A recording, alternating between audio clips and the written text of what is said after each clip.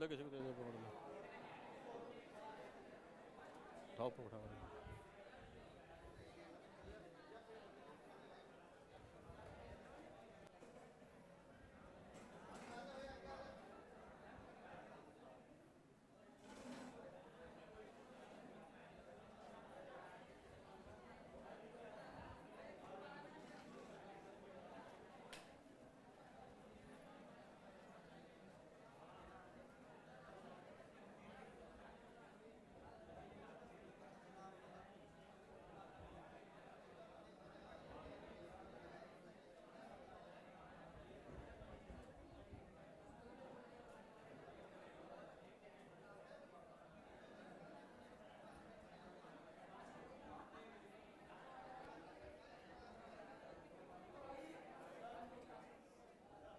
अरे ये पढ़िए, अरे आ जा भाई। हम पढ़ रहे थे फिलहाल क्या इससे पहले उत्तराखंड के वन और वन संबंधित हर चीज हमने ये पढ़ा अब तक। क्या उत्तराखंड में पूरे भारत में एक रिपोर्ट जारी होती है तो 17वीं रिपोर्ट भारतीय वन सर्वेक्षण रिपोर्ट 2021। इस रिपोर्ट के अनुसार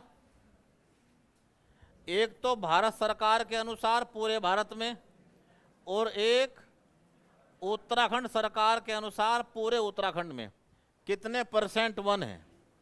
ठीक, पूरे भारत में कितने वन है?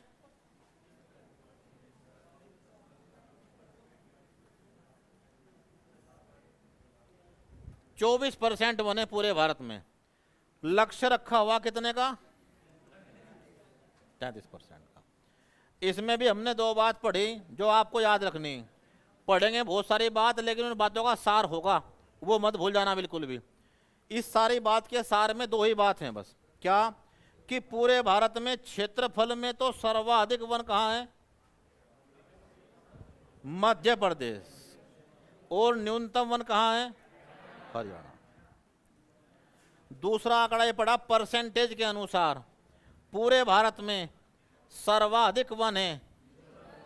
अगर कहे भारत में तो लक्षद्वीप, और कहे राज्यों में तो मिजोरम। भारत में सर्वाधिक लक्षद्वीप, लेकिन कहे राज्यों में तो कौन? मिजोरम। जितने भी राज्य नॉर्थ ईस्ट के हैं सब के अंदर अच्छे खासे परसेंटेज में वन है। टॉप 5 में वही है। ठीक, न्यूनतम हरियाणा। क्षेत्रफल में भी और परसेंटेज में भी भारत में सबसे कम वन है हरियाणा में। उत्तराखंड में ये आंकड़े 2 प्रकार के हैं। अगर भारत सरकार के उपग्रह के अनुसार देखें कि उपग्रह ने बताया मौके पे कितने वन खड़े हमारे पास, तो वो तो 47.31 है बस। ठीक, और सर्वाधिक वन कहाँ है? परसेंटेज में नैनीताल, क्षेत्रफल में पौड़ी। अगर उत्तराखंड सरकार की माने तो आंकड़े का नाम क्या है? रिकॉर्डेड, रिकॉर्ड के अनुसार 71.05। ठीक, इतनी बातचीत हमने पहले पढ़ ली। इसके अलावा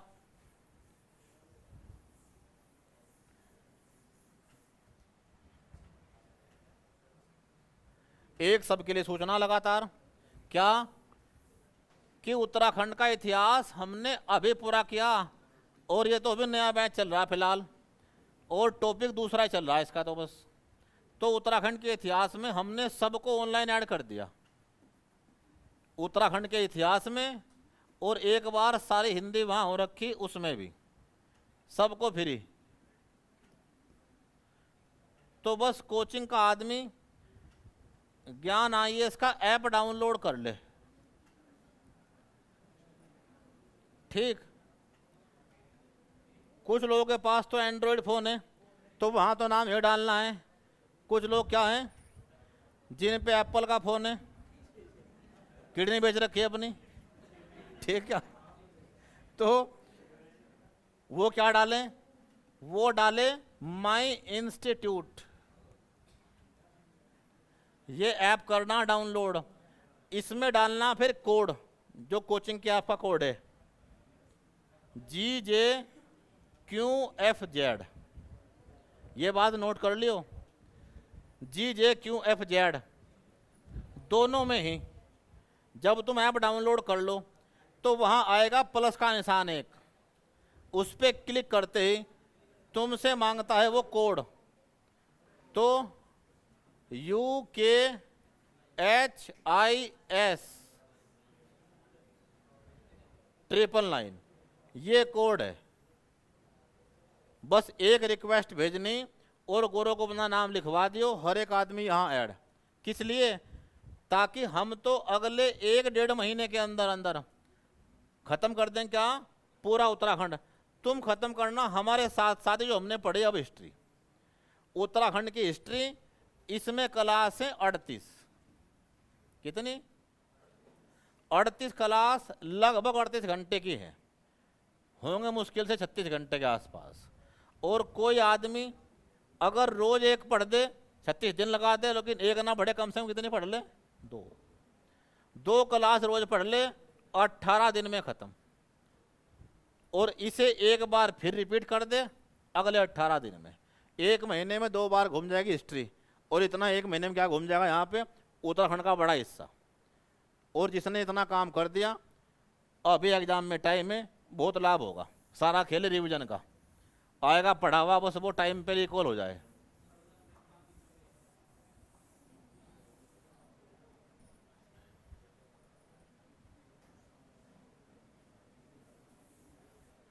ठीक, तो हमने इतनी बात पढ़ी कल, क्या कि उत्तराखंड में सबसे ऊपर तो कौन है? ट्रांस हिमालय, जहां कोई वन नहीं है। इसके बाद महान हिमालय, कोई वन नहीं है। महान हिमालय, मुख्य हिमालय, और इंग्लिश में नाम एक ही बस, ग्रेटर हिमालयाज। बुग्याल, कोई वन नहीं है, एक पेड़ भी नहीं है, ये हरे घास के मैदान हैं। और मध्य हिमालय या लघु हिमालय या आंतरिक हिमालय, इसमें जो वन मिलते हैं वो सदाबहार हैं। लेकिन कौन से वाले? जो मिलते हैं पर्वतों में सदाबहार वन, पर्वतीय, शीतोष्ण कटिबंधीय सदाबहार वन, इस प्रकार के जैसे आप देख रहे हो। इसके बाद शिवालिक या बाह्य हिमालय, इसमें वन मिलते हैं कैसे? उपोष्ण कटिबंधीय या कौन? आर्द्र पर्णपाती। और जो मैदानी भाग है वहां मिलते हैं कौन? उष्ण कटिबंधीय या शुष्क पर्णपाती। इस आर्द्र पर्णपाती को भी और मैदान वाले शुष्क पर्णपाती को भी, इन दोनों को बोलते हैं मानसूनी वन, मॉनसून फॉरेस्ट। यहां छतरीनुमा पेड़ है, ऐसे पेड़ नहीं है। कौन? आम, शीशम, जामुन, ये। यहां हल्दू, शीशु, खैर इत्यादि। इसकी बात चल रही थी कल अंतिम में, ठीक, कि ये वाले वन कैसे हैं? 3 प्रकार के। निचले भाग में तो कौन? कोणधारी वन। ऊपर कौन? शंकुधारी। और सबसे ऊपर कौन? शंकुधारी। इसके बारे में लिखो जरा आप जा। कोणधारी वन, एंगुलर फॉरेस्ट, कोणधारी वन या एंगुलर फॉरेस्ट।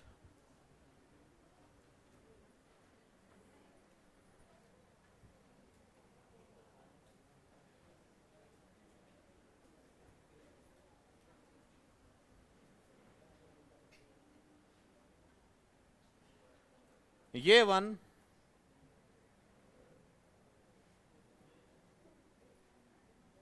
लंबे तने वाले, ये वन लंबे तने वाले, चौड़ी पत्ती वाले और मुलायम लकड़ी वाले होते हैं।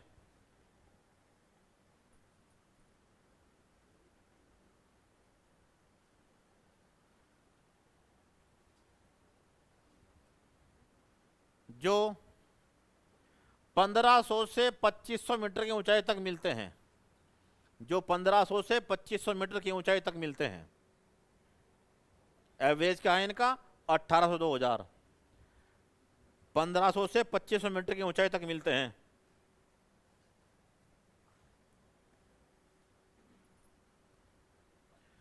ये घाटियों के साथ कोण बनाए रखते हैं,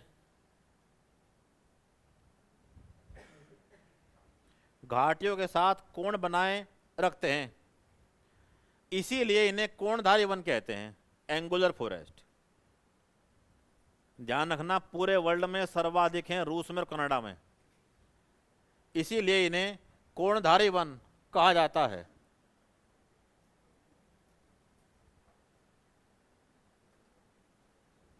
अब ध्यान देना, ऐसे पेड़ बहुत काम के हैं। क्या? हमारे यहाँ तो इस्तेमाल होता है कम, वन काटने में प्रतिबंध है, लेकिन रूस में, कनाडा में, अमेरिका में ऐसा नहीं है। तो पूरी दुनिया में इन वनों का जो सबसे बड़ा उपयोग है वो होता है कागज में। तो किन वृक्षों को अखबारी कागज का वृक्ष भी कहते हैं? कोणधारी वनों को। देखो, विश्व के अन्य देशों में इनका उपयोग, विश्व के अन्य देशों में इनका उपयोग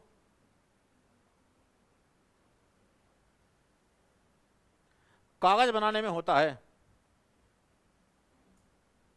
जैसे रूस, कनाडा कागज बनाने में होता है, जैसे रूस, कनाडा।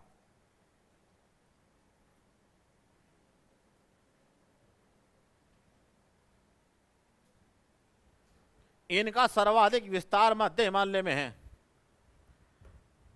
इनका सर्वाधिक विस्तार मध्य हिमालय में है, सर्वाधिक विस्तार मध्य हिमालय में है।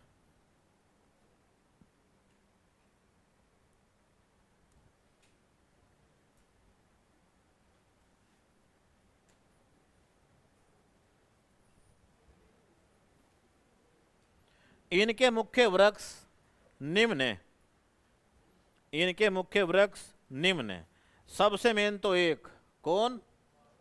चीड़। इनके मुख्य वृक्ष निम्न है। पहला चीड़, दूसरा बांज, बांज, हरा सोना। पर्वतीय भाषा में या उत्तराखंड में सबसे कीमती पेड़ है। पशुओं के नीचे बिछाने में, उन्हें खिलाने में इसके बहुत से इस्तेमाल है। बांज, हरा सोना पूरे भारत में ही आ जाए और ऑप्शन में बांज ना हो तो कौन है?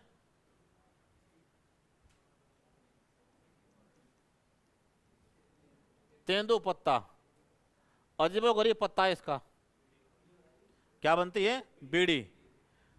आम पत्ते जलते हैं एकदम से, इसका विन्यास कैसा है? इस प्रकार का।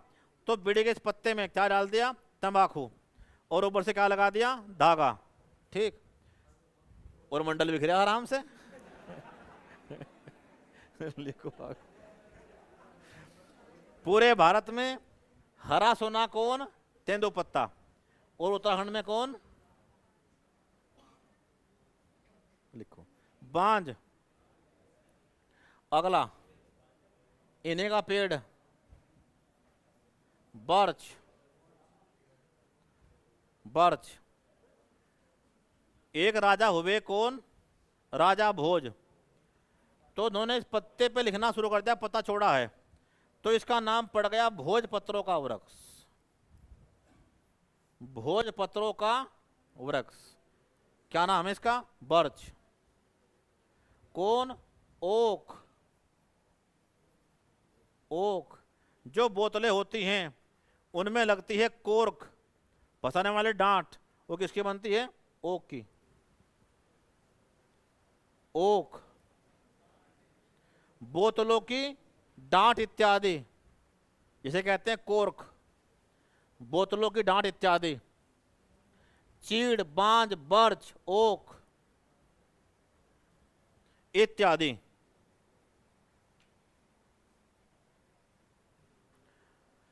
उत्तराखंड में सर्वाधिक विस्तार चीड़ का है। पूरे उत्तराखंड में सबसे बड़ी मात्रा में जो पेड़ मिलता है वो केवल एक ही है बस। कौन है वो? चीड़। उत्तराखंड में सर्वाधिक विस्तार चीड़ का है, दोनों मंडलों में। सर्वाधिक विस्तार चीड़ का है दोनों मंडलों में।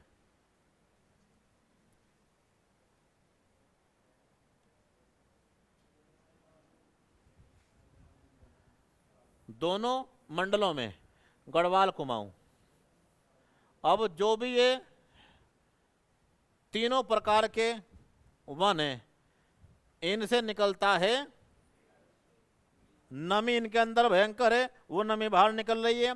जो निचले वाले, इनसे तो निकल रहा है क्या? गोंद। तो जो नीचे उनसे निकलता है गोंद, जो ऊपर है उनसे निकलता है क्या? तेल। चीड़ से लीसा प्राप्त होता है। चीड़ से लीसा प्राप्त होता है। चीड़ से लीसा प्राप्त होता है,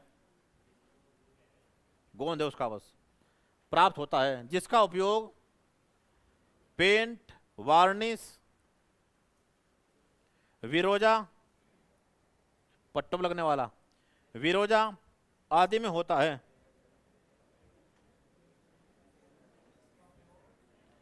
पेंट, वार्निश, विरोजा आदि में होता है।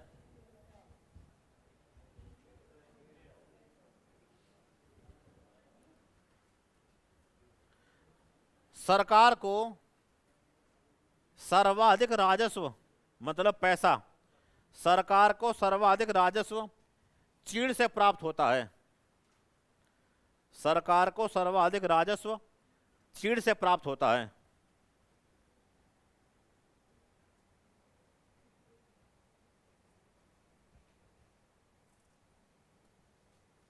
परंतु चीड़ ही और इसके पत्ते पिरूल, चीड़ ही और इसके पत्ते पिरूल उत्तराखंड में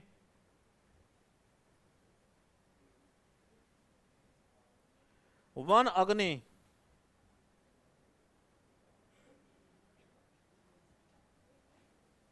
उत्तराखंड में वन अग्नि का सबसे मुख्य कारण है। और इसके पत्ते पिरूल हे उत्तराखंड में वन अग्नि का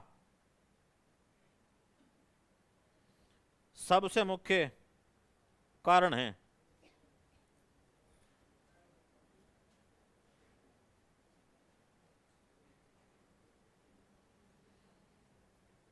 इससे निपटने के लिए अब सरकार ने क्या कर दिया कि वन अग्नि तो रुके रुके बिजली बने, तो वन पंचायत वाले पिरूल के पत्ते इकट्ठे करके बाहर निकाल लाएं, सरकार को बेच दें, सरकार उनके पैसे दे देगी इस बात के। और सरकार ने क्या बना दी? पिरूल ऊर्जा नीति। पिरूल ऊर्जा नीति। इसके पत्तों को जलाएंगे, जलाने के बाद एक चैम्बर में स्टीम बनाएंगे, स्टीम से टरबाइन घुमाएंगे और उससे बिजली बनाएंगे। तो पिरूल ऊर्जा नीति किस वर्ष जारी की गई? पिरूल ऊर्जा नीति किस वर्ष जारी की गई? 2018 लिखो। इससे निपटने के लिए पिरूल ऊर्जा नीति, पिरूल ऊर्जा नीति 2018 बनाई गई है।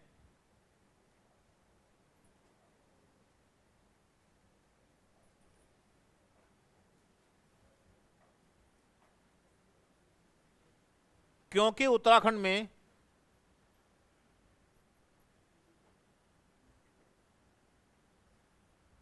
क्योंकि उत्तराखंड में 16.36 16.36%, क्योंकि उत्तराखंड में 16.36% केवल चीड़ के वन है।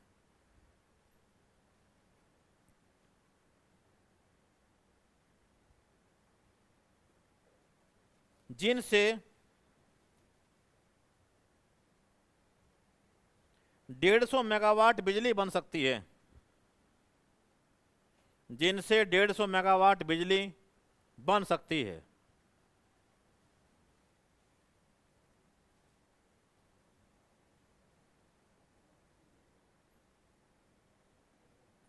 और 60,000 व्यक्तियों को रोजगार मिल सकता है। 60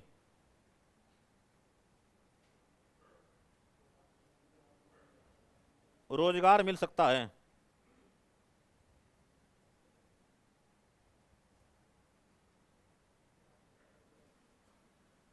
और इसीलिए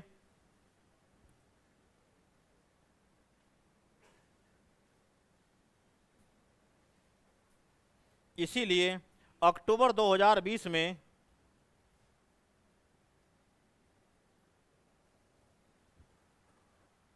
उत्तरकाशी के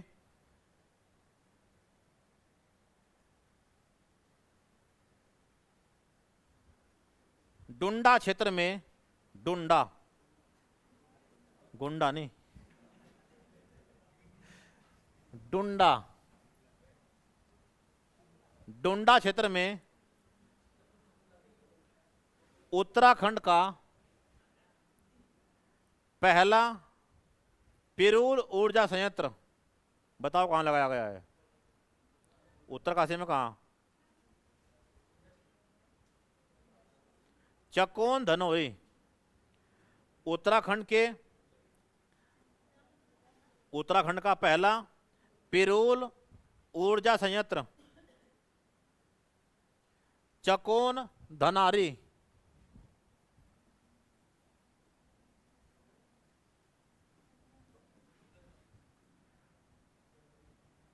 चकोन धनारी गांव में लगाया गया है, जो 25 किलोवाट का है, जो 25 किलोवाट का है।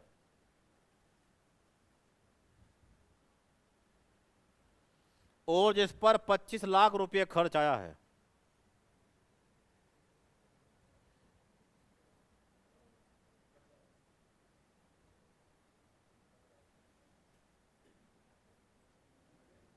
किलोवाट खर्च आया है। इसे करते हैं अंडरलाइन कि सबसे मुख्य पौधा चीड़ है, सर्वाधिक पैसे इससे मिलते हैं, लेकिन सर्वाधिक नुकसान भी कौन करता है? चीड़ ही। तो इससे निपटने के लिए क्या बना दी? ऊर्जा नीति। सन ध्यान रखना बस। 2018 कितना है चीड़ उत्तराखंड में? 16%। और कहाँ लग रहा संयंत्र? चकोन धनोरी, उत्तरकाशी, डुंडा ब्लॉक। ठीक।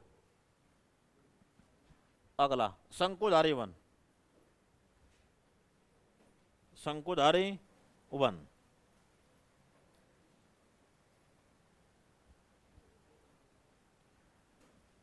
ये वन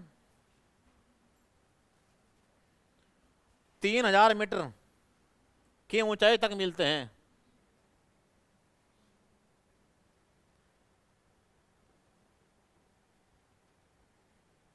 और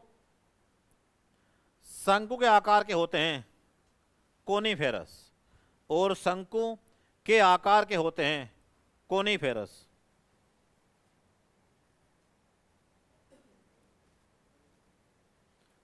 ये वाला जैसे के आकार के होते हैं, ये मुलायम लकड़ी के और नुकीली पत्ती वाले होते हैं कि बर्फ पड़ा तो एकदम नीचे, और टहनी में तुम्हें कैसी दिख रही, अगर बर्फ पड़ जाए तो क्या गिर जाए, नीचे, टहनी जो की तू। और नुकीली पत्ती के होते हैं, मुलायम लकड़ी के और नुकीली पत्ती के होते हैं। इनका सबसे मुख्य वृक्ष देवदार है, इनका सबसे मुख्य वृक्ष देवदार है। और अन्य कौन है, अन्य वृक्ष है इनका फर,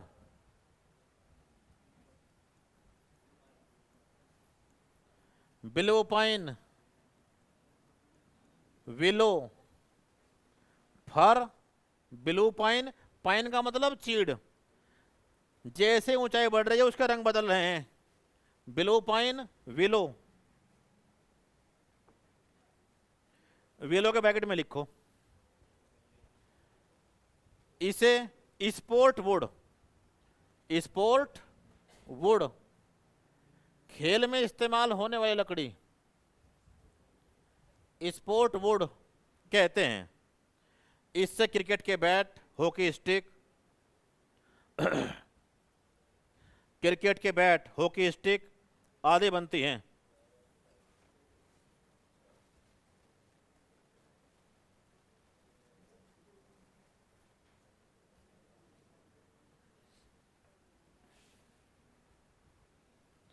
इन वनों से बड़ी मात्रा में तेल प्राप्त होता है, जैसे देवदार का तेल अगरबत्तियों में, अन्य सामानों में इस्तेमाल होता है, सुगंध के लिए, चर्म रोगों के लिए। इनसे बड़ी मात्रा में तेल प्राप्त होता है। जैसे नमी बढ़ेगी तो क्या बन गया गोंद, तेल, पानी, जैसे देवदार का तेल। क्योंकि इनमें नमी की मात्रा अधिक होती है।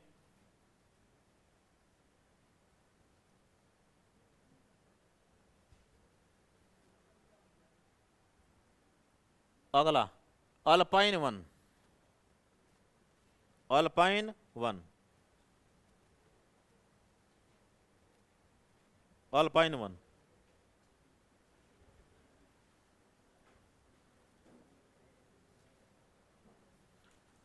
ये भी शंकुधारी वन है, लेकिन अब ऊंचाई बढ़ रही और वहां बर्फबारी भी हो रही। ये शंकुधारी वन है, परंतु इनके तने छोटे होते हैं, बहुत भयंकर ऊंचे नहीं होते, तने छोटे होते हैं। और ये अधिकतम 3500 मीटर की ऊंचाई तक मिलते हैं, उसके बाद तो कोई पेड़ ही नहीं है। अधिकतम 3500 मीटर की ऊंचाई तक मिलते हैं।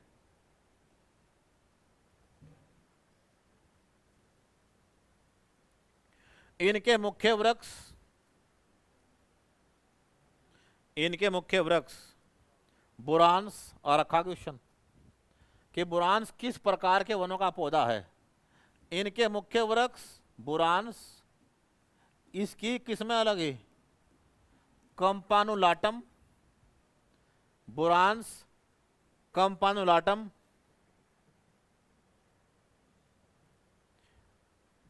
स्प्रूस, उत्तराखंड में और हिमालय में सर्वाधिक ऊंचाई पर मिलने वाले वृक्ष का नाम स्प्रूस। ध्यान रखना जरा, इससे ऊंचा कोई नहीं है। स्प्रूस ब्रैकेट में सर्वाधिक ऊंचाई पर मिलने वाला वृक्ष, सर्वाधिक ऊंचाई पर मिलने वाला वृक्ष।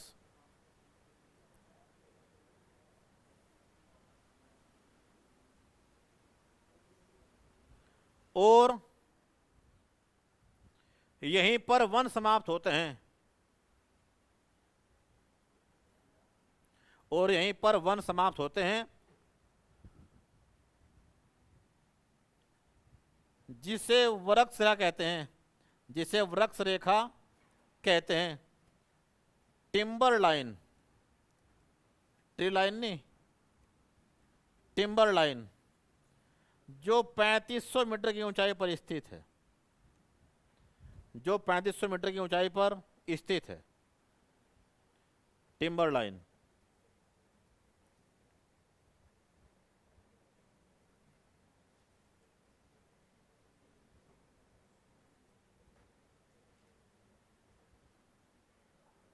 ठीक, उत्तराखंड में किस प्रकार के वन हैं, उनकी क्या खास बात है? तो जो ये तीनों प्रकार के वन हैं,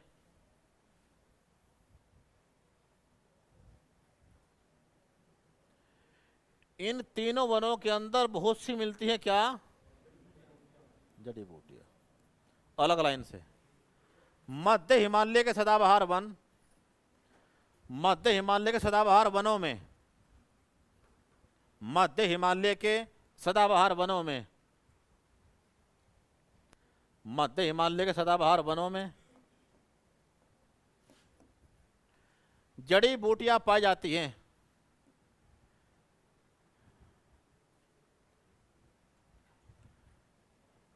जड़ी बूटियां पाई जाती हैं।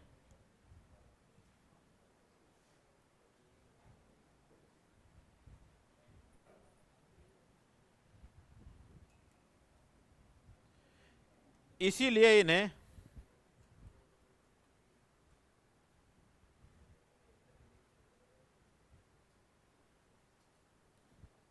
इन्हें बोरियल वन,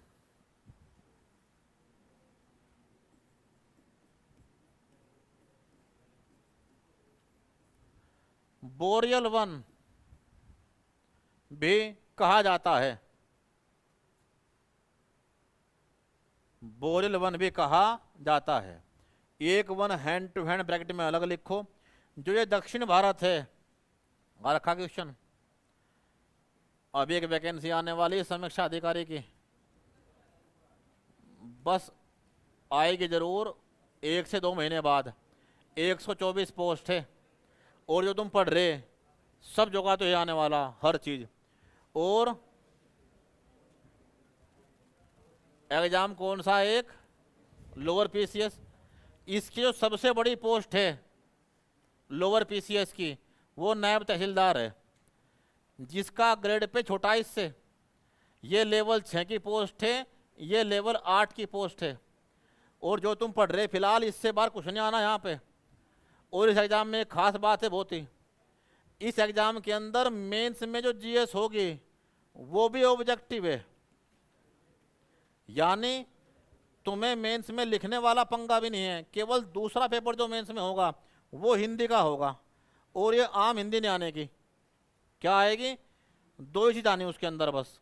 एक तो लेटर लिखने सीखने हैं आपको, शासकीय पद और शासकीय पत्र कार्यालय आदेश ये, और एक ऐसे बस। यानी ये वैकेंसी 6 साल बाद आ रही, इससे पहले कब आई थी? 2016 में, या आ रही अब।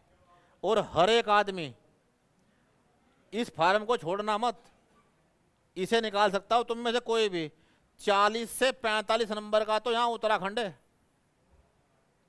40 से 45 का। और कट ऑफ जाने वाली 150 नंबर में से 90 से 95, आप 100 नंबर मानो, 60% पे प्री क्वालिफाई हो जाए। और मेंस एग्जाम 200 नंबर का एक पेपर और 200 नंबर का एक पेपर, 400 का। और 400 में से कितने पर नंबर आ जाए? 200 पे। जिसके भी 200 नंबर होंगे उसका अंतम उतरो। इसमें क्या फायदा है? एक और, इसमें इंटरव्यू नहीं है, यानी भेदभाव भी नहीं हो सकता। ठीक क्या? आयोग के इंटरव्यू वाला चल रहा मैटर है। 200 और 200 कितने? 50% नंबर चाहिए बस। और गर्ल्स कट ऑफ 180-90 तक, कैटेगरी में 160 तक भी। 1 ओबीसी कट ऑफ गई थी 190 कुछ, जनरल 220 के आसपास, 210 या 15 के आसपास थी। यानी ये फार्म छोड़ना मत, ये फिर नहीं मिलने का आपको।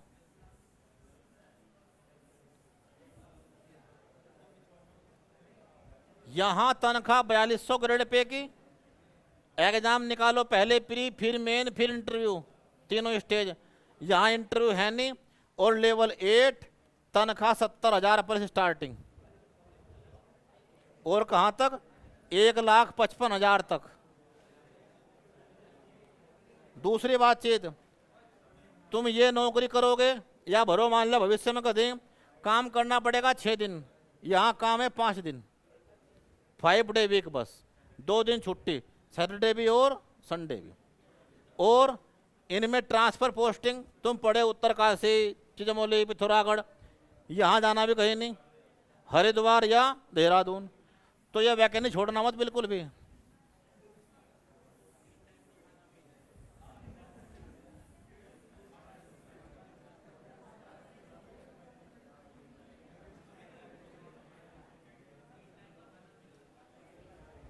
लिखो,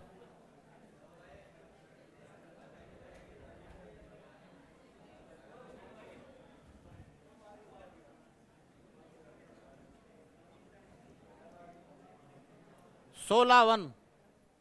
कैसे वन? 16 वन। यहां बड़ी मात्रा में ज्वालामुखी फटे, उनका अलावा कहां बह गया? दक्षिण भारत में, और उनमें पश्चिमी घाट के अंदर बहुत घने वन मिलते हैं। इन वनों का नाम ही क्या है? 16 वन, दक्षिण भारत पश्चिमी घाट। लिखो ये बातचीत। टाइपिंग होती है, लेकिन एक ही पोस्ट है जिसमें टाइपिंग नहीं होती। बस क्या मतलब है? एक का सवाल है। इसमें 4 तरह की पोस्ट हैं, समीक्षा अधिकारी और सहायक समीक्षा अधिकारी। जो समीक्षा अधिकारी है 2 जगह होता है, एक सचिवालय में और एक लोक सेवा आयोग में। तो बस एक ही पोस्ट ऐसी है, ये भी 2 जगह होता है, सचिवालय, लोक सेवा आयोग। जो लोक सेवा आयोग का समीक्षा अधिकारी है वहाँ कोई टाइपिंग नहीं है, वहाँ उसके नीचे असिस्टेंट है। और यहाँ है टाइपिंग, यहाँ भी और यहाँ भी। टाइपिंग बहुत आसान है, तुम 2 हफ्ते कर लोगे तब कर दोगे टाइपिंग, 2 हफ्ते।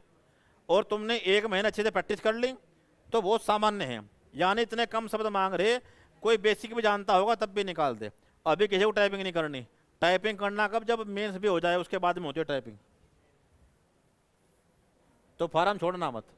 16 वन कहाँ? पश्चिमी घाट, मध्य भारत, वो दक्षिण भारत।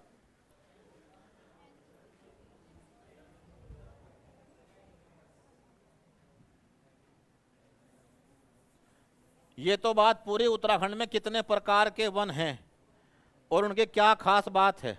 ठीक,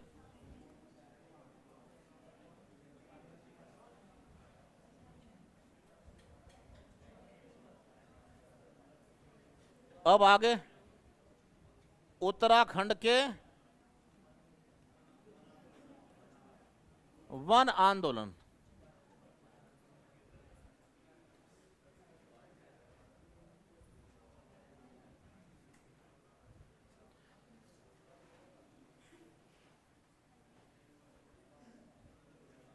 तो एक बार समझने वाली कहानी कुछ नहीं इसके अंदर है, किताब में बस दे रखी है फैक्ट ही फैक्ट। अगर तुम थोड़ा बहुत जोड़ पाए कहानी से तो तुम्हारे दिमाग में वो लंबे टाइम बैठ जाएगी। जो उत्तराखंड के वन आंदोलन है 2 प्रकार से हुए। क्या? उत्तराखंड में राज चल रहा था गोरखाओं का, कुमाऊं में 1790 से और गढ़वाल में 1804 से। कुमाऊं और गढ़वाल। गोरखाओं को हरा दिया किसने? ब्रिटिशर्स ने, अंग्रेजों ने। और यहां के राजा से क्या? आधा राज्य छीन लिया। ये पौड़ी गढ़वाल भी आज का और सारा कुमाऊं। ये तो पहुंच जाएगा इसके पास ब्रिटिश क्षेत्र, और ये वाला सारा किसका, लेकिन बाद में 1826 में क्या ले लिया, देहरादून भी ले लिया, बड़कोट भी ले लिया और मसूरी भी ले लिया। तो देहरादून मसूरी जो मेन एरिया थे इधर के वो भी ले लिए, सेना की छावनी का आरामगाह बनाने के लिए, ठंडे स्थान पर जाने के लिए। तो अब पूरे एरिया में कौन है, यहाँ ब्रिटिशर्स, और यहाँ कौन, राजा 1804 से अपने घर से बाहर था, 1804 से। पिताजी मर गए, परदुम्न शाह, चाचा भाग गया कहाँ, संसार चंद के यहाँ, संसार चंद हिमाचल प्रदेश, और एक चाचा को पकड़े कौन ले गए, गोरखा। और परदुम्न शाह का बेटा सुदर्शन शाह, लिखवा रखा तुम्हें कोड, जो भी उत्तराखंड की हिस्ट्री पढ़ रहे होंगे ऑनलाइन ध्यान देना, सबका नंबर हम ऐड कर देंगे, जरा उसे पढ़ लो एक बार अच्छे से।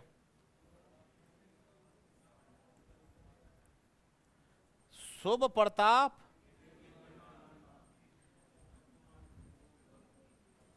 कीर्ति नरेंद्र मान।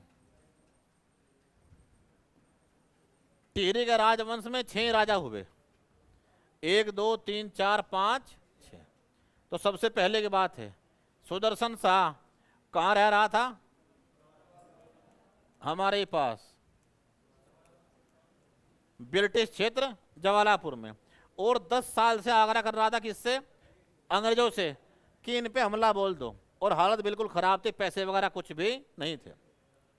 और देहरादून क्या बेच दिया, 5000 रुपये में ही, बनारस के एक लाला को। तो इतने बुरे हालात खत्म हुए 1815 में, किसकी हेल्प से, ब्रिटिशर्स की। और जिसमें ब्रिटेन के जो यहाँ कमांडर थे बड़े बड़े, वो भी मार दिए गोरखाओं ने। कौन मार दिया, लुधियाना का डिवीजन का मालिक लेफ्टिनेंट जनरल गिलेस्पी। और इसके बाद उत्तराखंड में अंग्रेजों का पहला कर्नल बना कौन, एडवर्ड गार्डनर। और गार्डनर जो अब तक खर्चा हुआ और जो मरे, उसके बाद 1 रुपया लगाना चाह नहीं रहा था बिल्कुल भी। उसने बसी बसाई राजधानी कब्जा कर ली, श्रीनगर। और राजा सुदर्शन शाह उससे आग्रह करते रह गए कि हमारे पास चवन्नी नहीं, पापा भी मर लिए हमारे, तो हमें क्या छोड़ दो, श्रीनगर बस, हम पे महल बनाने के पैसे नहीं हैं, ठीक। लेकिन ये माना ही नहीं आदमी, और इसके पास कोई विकल्प था ही नहीं। तो इसे बेचारे को तुरंत कहाँ भागना पड़ा, टिहरी। 28 दिसंबर 1815 को टिहरी की स्थापना की सुदर्शन शाह ने।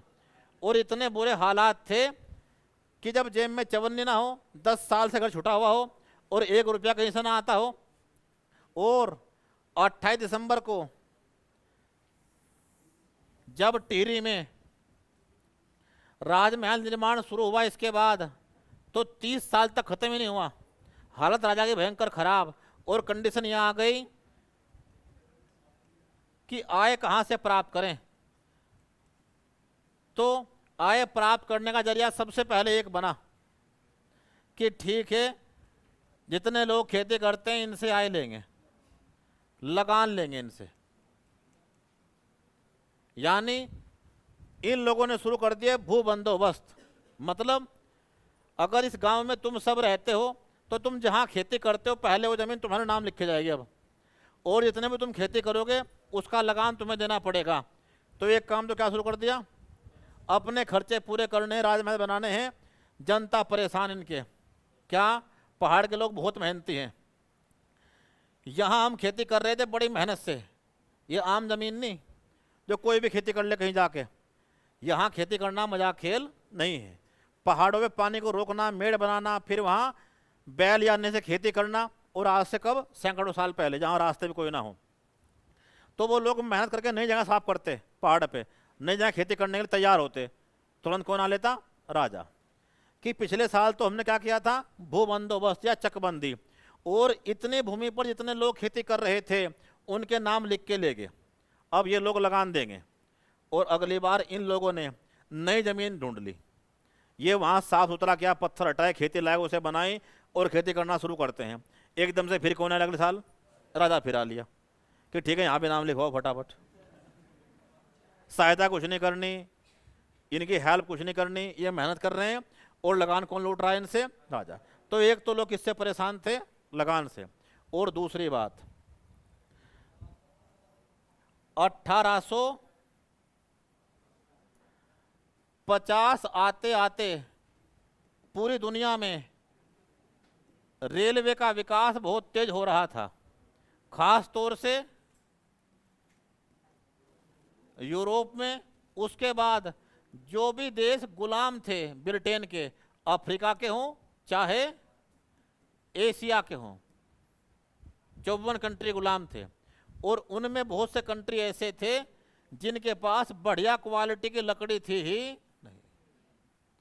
और रेलवे को हल्का रखना, तेज चले वो, तो उसके लिए पहाड़ों में ये सदाबहार वनों की लकड़ी सबसे सर्वोत्तम थी, जिसमें दो पेड़ बहुत खास थे, एक का नाम देवदार और एक का नाम अंगू।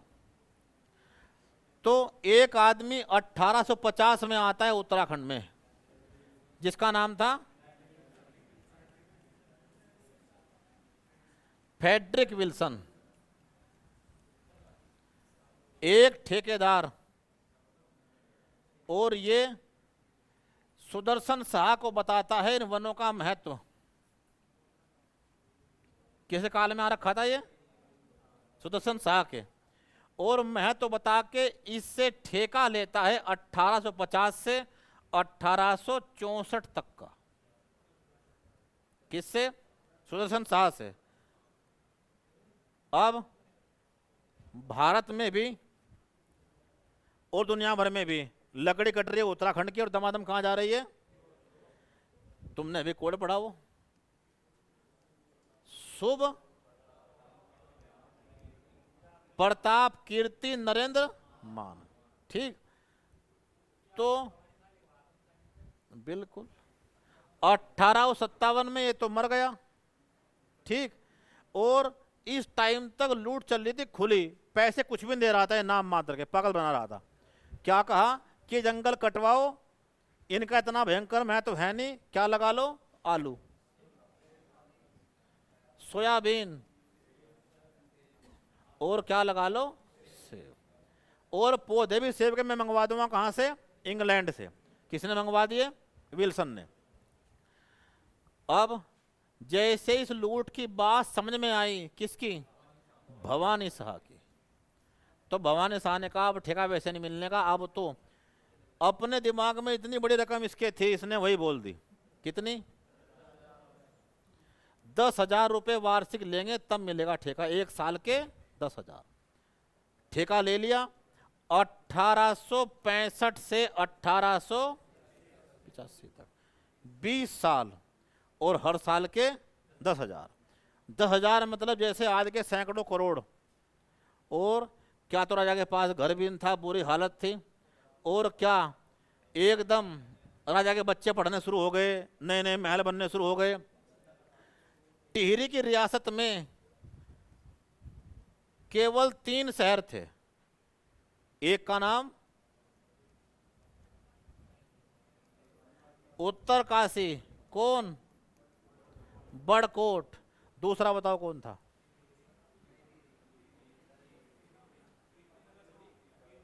ना कीर्तिनगर, ना नरेंद्र नगर, ना जी।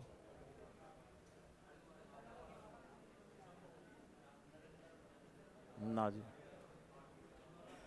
3 ही शहर पूरे टिहरी में थे। एक तो टिहरी था, एक तो टिहरी, एक उत्तरकाशी, और एक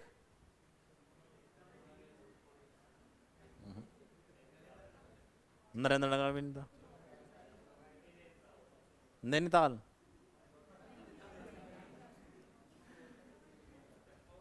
ना ना। कौन? देवप्रयाग। ठीक, क्या? देवप्रयाग।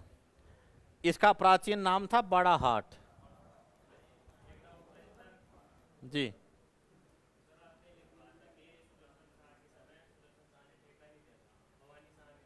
इसने दिया भाई ठेका 1850 से लेके 1864 तक। चूंकि हम भी लगातार पढ़ रहे और नई नई बात सामने आ रही, तो जब ये बातचीत पढ़ी तो हर बार क्या कर रहे बातों को अपडेट। तुमने पढ़ा भी, ये पिरुल वाली बात पहले मैं लिखवाई नहीं थी, अभी लिखवाई। तो जो नई बात अपडेट हो रही तुम्हें नहीं करनी, हम कर रहे लगातार। तुम तो लिखो बस और याद करो बात को, ठीक। तो जैसे ही इतनी बात में देखो तो बताओ कोई जो तुम समझ ना पाए हो।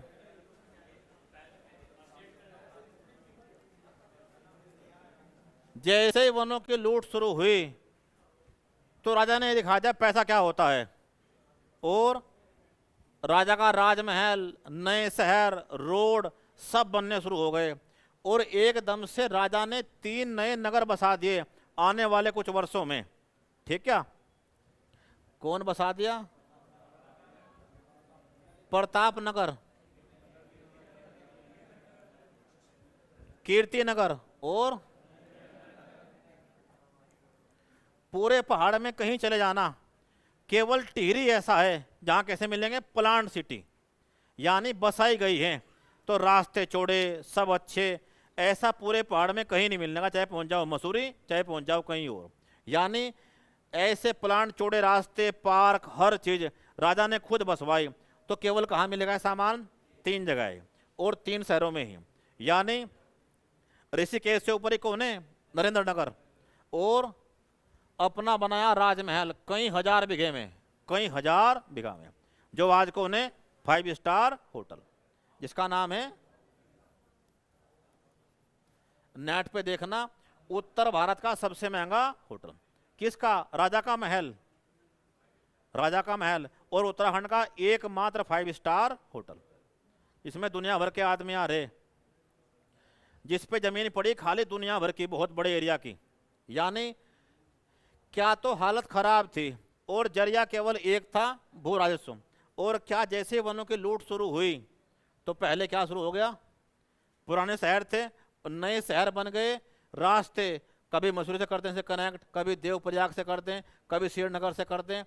मतलब टिहरी को बोलते हैं 5 सड़क चौराहा। क्या? 5 सड़क चौराहा। और अब इनकी लूट से जनता परेशान हो गई, और जनता ने क्या चला दिए? वन आंदोलन, जिसका कारण था एक तो इनकी भू राजस्व की नीति, और एक इनकी वन नीति, वनों का लालच। बस यहां से आगे पढ़ दियो कल क्या क्या आंदोलन चले।